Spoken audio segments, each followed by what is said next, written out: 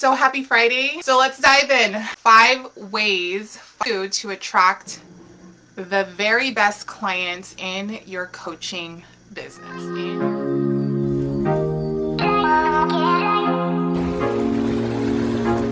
And why is this important, you guys? Well, this is important because this dictates how well your business goes. This dictates the energy of your business. Okay? This also states whether you enjoy your business, whether you love working with the clients you're currently serving, or are you dreading it? So having the best clients, guys, is super important when it comes to having a energetically aligned and meaningful business. And I'm really big on having an energetically aligned and meaningful business because essentially I am the person who's allowing these clients into my frequency, into my programs, into my services. So that's why when I had created this piece of content this week, I thought this was really important to also explain further in. So if you are a coach, if you are thinking about getting into coaching or are rendering a service-based business, this, guys, is for you. We're going to talk about 5 things to attract your best, amazing, generous, appreciative, loving clients. 5 things that I've learned in my several years of being as a coach, as a business coach, as a spiritual business coach, and then also serving my clients. The first one is, out of all of the things, is probably the most important thing, and it's connected to how well are you, how sold are you in your business? Do you believe your service is enough? Do you love the service that you render? Do you stand by the thing that you render? Do you know really well what it is that you serve for people? Do you know what that is?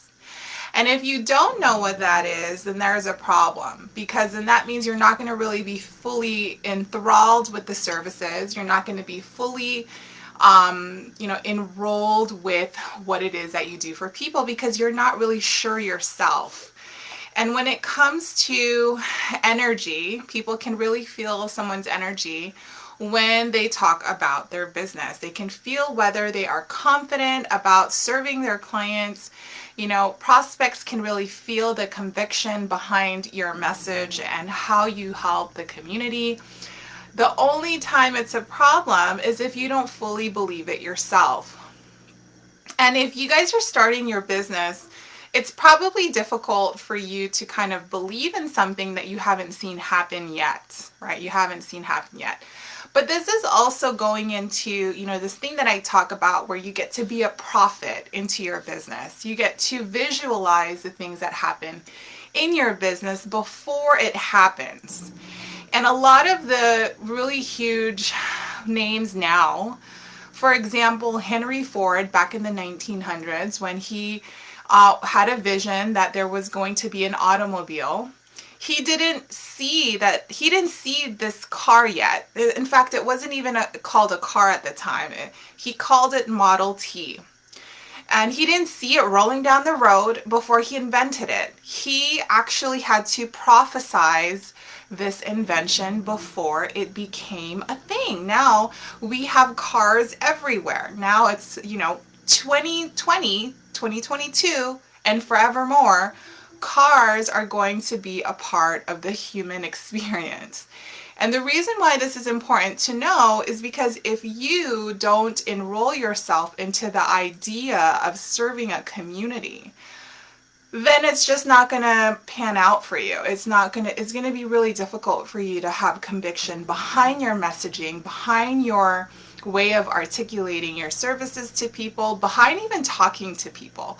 If you do sales calls, if you do enrollment calls, just like for my clients, I teach my clients how to do enrollment calls. If you do these and you're not fully enrolled with what you do, then you are going to have a difficult time enrolling these people to believe in you because you don't believe in yourself. So if you are an entrepreneur, I think the job of an entrepreneur is to be a visionary, number one. and then a builder number 2. A visionary number 1 and a builder number 2. I think I got that from this book called EOS, which is, I can't remember. It's like, is it Entrepreneurial Operating System? Something like that. It's like a motivational business book. It's called EOS.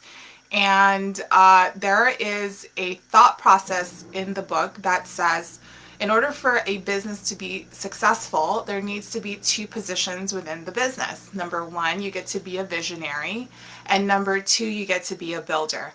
And most of the times when you're a visionary type of person, you're not necessarily a builder because you're not very strategic. You're more kind of like in your mind, you're visualizing what could be, you're imagining like how life is when you accomplish the thing. You're very much in the future as a visionary. But as a builder, you have to be in the present, and you got to do the groundwork, and you got to do the execution part of the strategy for it to work out and line up the way that your vision is saying. But in order for these to even happen, you need to be a prophet. So really, essentially, what a visionary is, you're a prophet into your business. So if you're new, my partner is jumping on. We were joking. I'm like, are you going to tune in?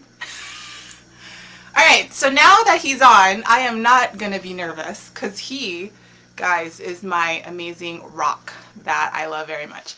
Okay, back to what I was saying. So in order for you to be a prophet, you get to be a visionary. You get to be someone who sees the goal beyond what is happening in your reality. So if you don't even know the community you serve yet, I almost want him to go, but it's okay. Beyond the community you serve, beyond knowing it, you have to feel them. You have to sense them. You have to almost connect it to the old you. That's what I did to help me get into, the business I'm in today. Who is the old me that needs to hear what I have to say? Who is the old me, the me that was terrified of, I'm getting some hearts and I know who it's from, terrified of being out and like sharing your thoughts, sharing your messages, facing the fears of being approved or denied by people, facing the fears of rejection. This is a version of me before having my business and before getting into sales and really talking to people about what I do. This is the old me that needed to hear this stuff. So I connected to what it was that I needed to hear years ago. That is, I think, the best thing to do if you don't have a community you serve yet. Definitely work on getting the community in your mind of who you serve before it's even there. And that's okay if you don't have one yet. In the beginning, you're working from the bottom up. And the thing about working from the bottom up, you guys, is that you get to believe in something before it actually fruitions in your life. So number 1, love what it is that you do. Fall in love with it so well so that you can really get into a space of enrollment. Like you're just so enthused about being able to enroll your clients or prospects into this amazing program that is going to attract and bring clients in, number 1. Number 2, really offer some amazing results and connection, healing, transformation, whatever it may be that you render into your business. That is number 1. Okay, number 2, guys, this is the most important one. I think all of them are very important, but I'm going to take another drink of something here. It's just coffee. It's nothing special. Okay, so number 2, guys, is forgive yourself for the mistakes that you made in business.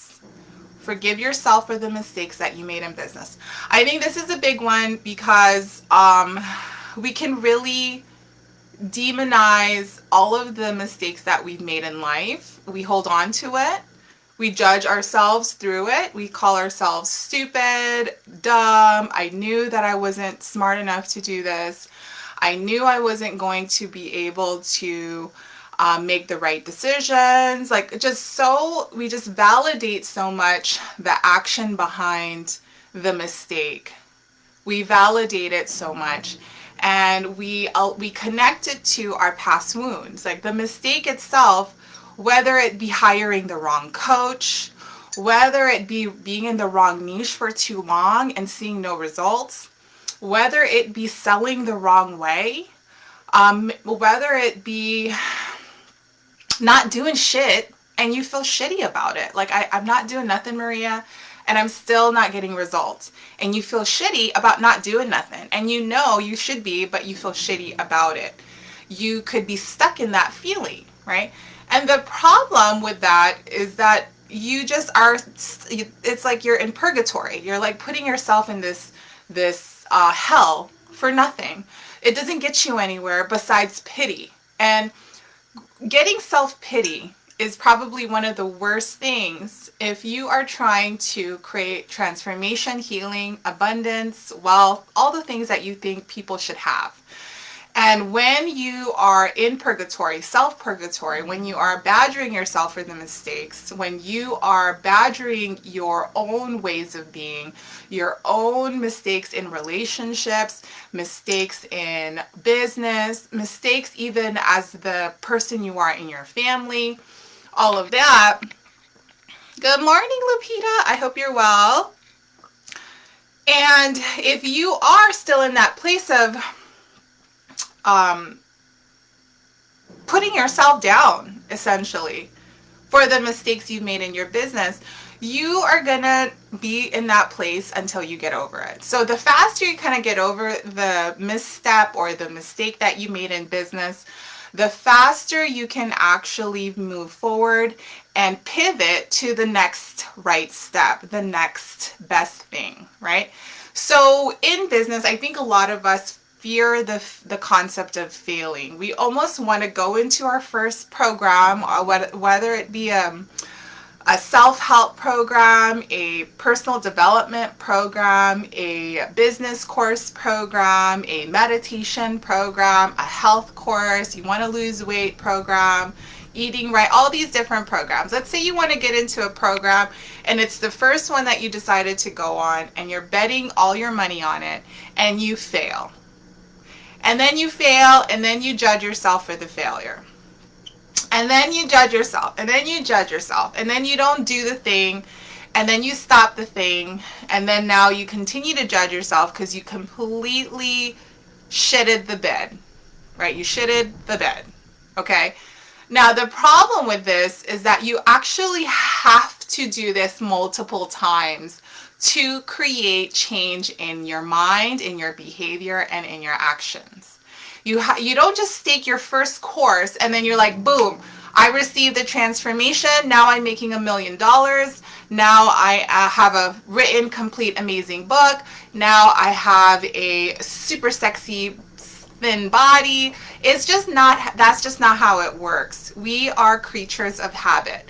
And in order for us to break habit, we actually have to continue to work at it. And if somebody comes into a program expecting just unrealistic things and then not even do the work, and honest work, guys, there's a difference between actually doing the steps and then like thinking about the steps being this terrible thing. Like, I knew it's not going to work. I knew it's not going to work. Like this thought, a lot of my clients, okay, like the ones that are not aligned, okay, they'll go into the program and they'll say, this isn't going to work, this isn't going to work, this isn't going to, I've tried this already, I've tried this already, I've tried this already, I've tried this already. And then they go do all of the things, but their energy behind the action is not aligned.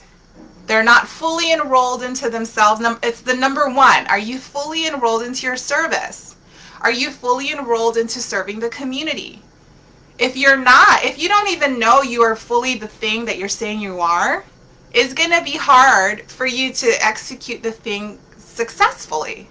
If you're saying, hey, I am a shaman. I am a shaman. One of my clients now, she calls herself a shaman.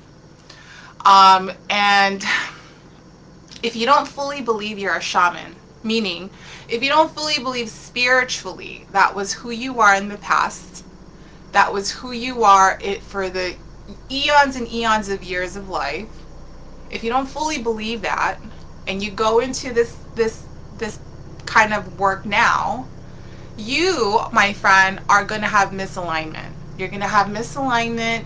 You're not going to be able to see that there is a what is it called? Like a counterintuitive belief against the thing that you're looking to accomplish.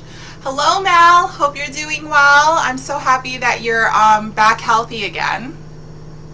Please take plenty of vitamins. So number one, I'm going to just say it again. Number one, fall in love with your services. Really know what you do for people. Number two, forgive yourself for the mistakes you've made in your business. Forgive yourself for the things that you are judging yourself because something didn't happen, the client didn't sign, you raised your rates too quickly, whatever it could be. You threw out this program that didn't sell. Maybe your branding is kind of off and it's kind of misleading the prospect. Maybe you don't know how to sell and you're judging yourself for it and you're terrified of rejection and you're still stuck in this like, I'm afraid that I'm going to look stupid. And that's really what people who don't do sales, number one, you kind of go through a psychological thing where you have to be okay with looking stupid. You just have to be okay with it. And that's when you get really good at sales. You have to be okay with it. So that's number two, guys. Number three, I, for the life of me, can't remember what number three is. Maybe you guys can help me. What's number three for, what is it? For the best ways to attract, I'm going to try to pull it up. This is literally a candid live, and I'm going to own it. I don't remember what number three was. I do remember the last one, because that was the one where we prepare. That was the one that we prepare for receiving clients. That's the one we prepare for receiving clients. Okay, I pulled it up. I am so happy that my mouse is right here because, all right, so number three, we're talking about who your program is for. We're talking about who your program is for.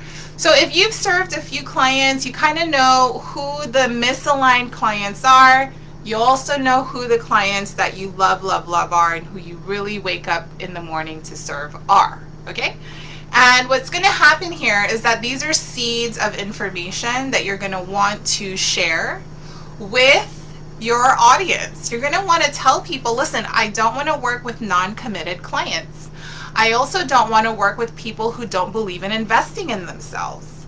I don't want to work with people who are closed-minded and are so stuck into their trauma. They're like holding on to their trauma. And now this is for self-development, obviously. You're going to start looking into the kind of niche. However, it has to align with being open and being coachable in the process. A coaching program requires a mind that is open to the ideas that you are going to share and impart, right? If you sign on a client who's not aligned with you and who's not open and coachable, it's going to be a difficult time getting results. And so when you do have misaligned clients, you're going to take those little pieces of characteristics and you're going to talk about it in your marketing. You're going to say, listen, I don't want clients who do this, who do that, who do this. However, if you're opposite of that, if you are the person who wants to have transformation, who's committed, who is open, who is willing to invest in themselves, you guys are my ideal client match. And come talk to me, book a call with me, check me in the DMs, whatever it is that your call to action is.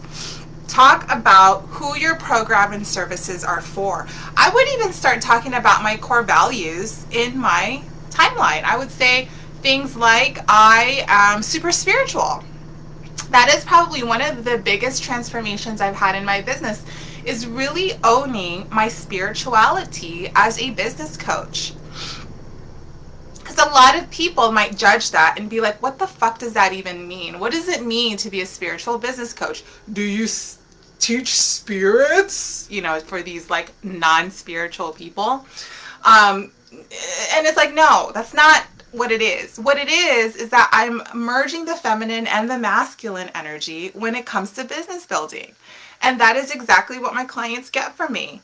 And the only time I've actually started really working with the best clients is when I aligned the masculine and the feminine energies of who I am. I posted this yesterday in one of my reels. I think I talked about, what did I say? I'm very sensitive and empathic. That's what I said. And the reason why this to me is kind of like, even now when I say I am sensitive and empathic, it kind of makes me slightly worried.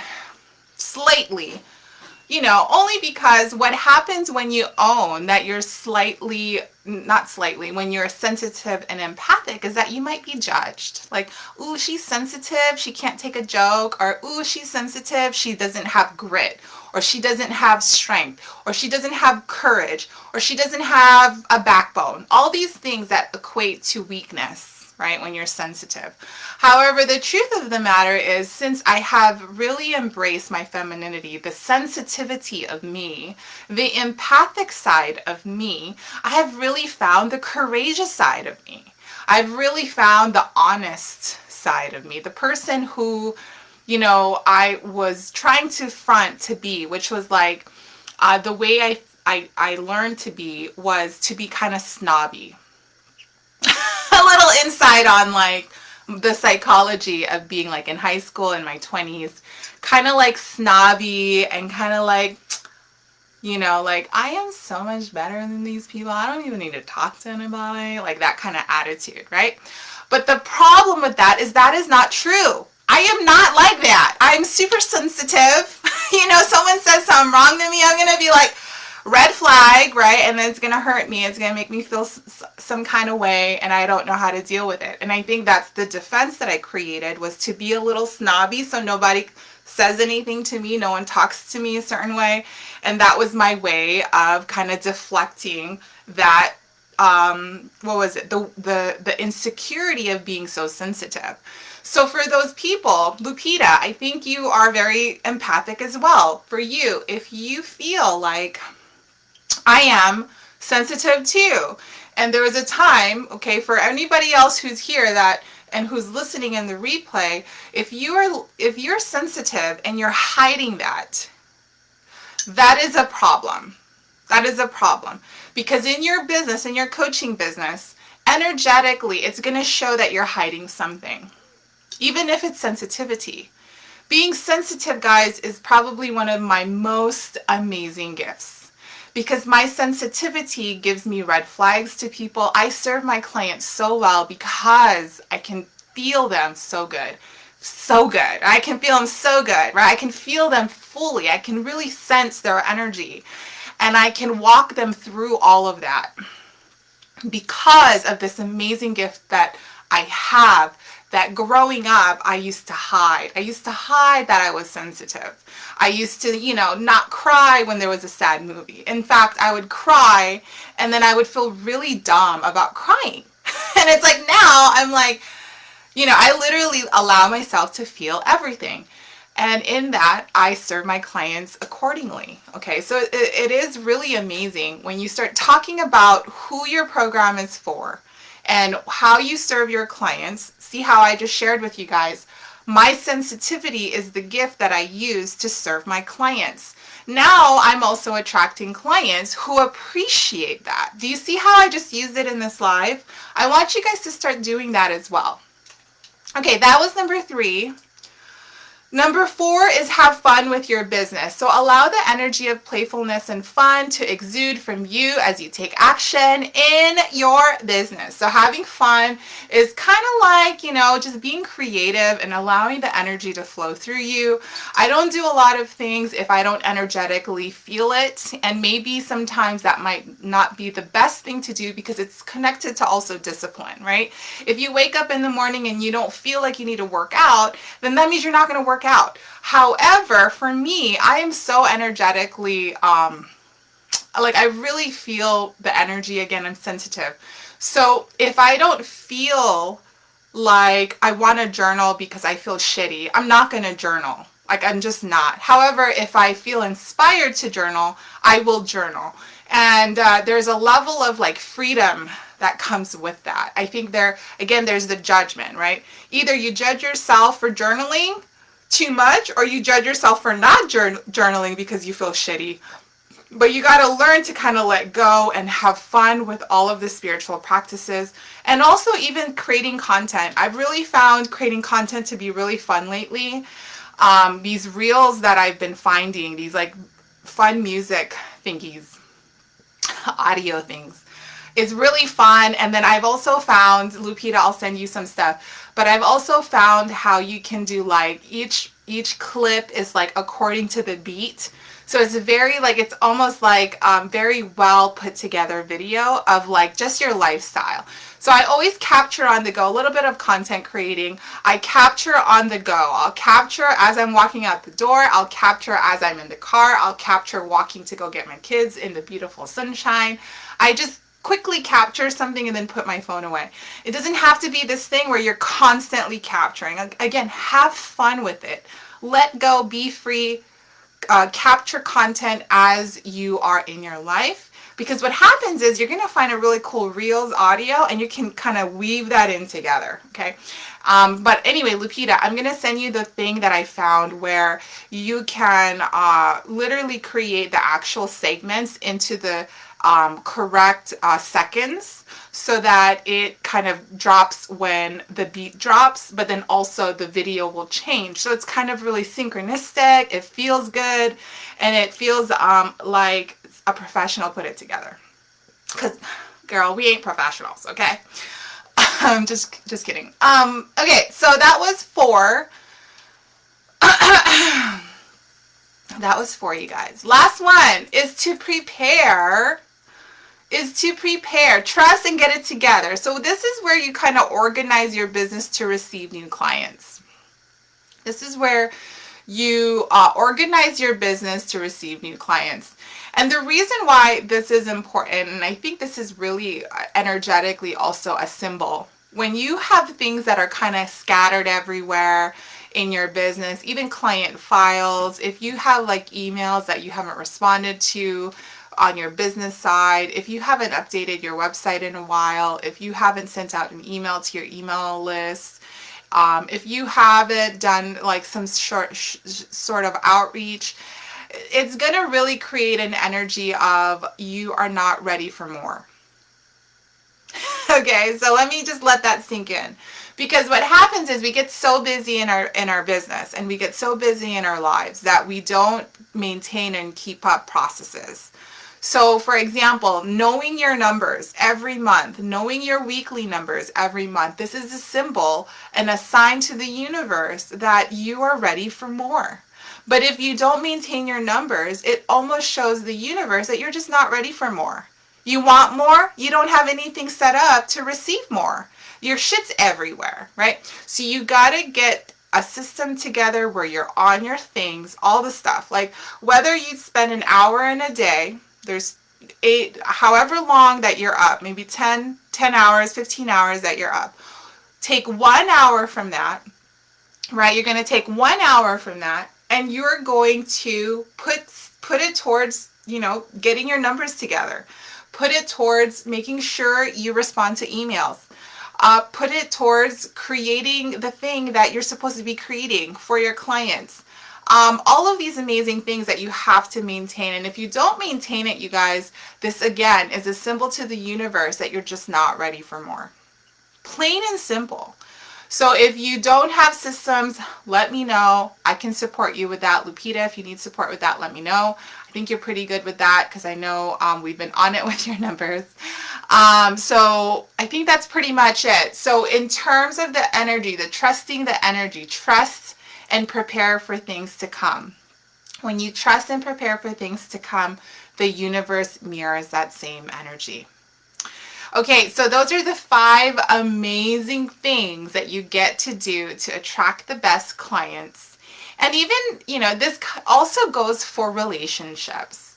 I think that a lot of these really go with the relationships part, like even friendships, romance, fall in love with yourself, right? That's number one. Number two, forgive yourself for the mistakes you've made. Okay, that's number two. Number three, talk about who it is that you want to have in your life. Talk about it. Talk about it and fruition it into your frequency. Number four, have fun with finding relationships. Have fun with finding friendships. Have fun with it. Last one is to trust that it's coming and trust that it's on its way. See how we just related that to relationships. So as much as this is business, this is also relationships. I think it's really just more the people that you attract to you, right? The people that you attract to you is really comes from the energy that you exude out. All right, guys, thank you so much for being here. If you guys have any questions, please let me know in the DMs. You guys can book a call in the link attached. Happy Friday. I hope you guys have an amazing weekend. And Lupita, we will talk later today. Mwah.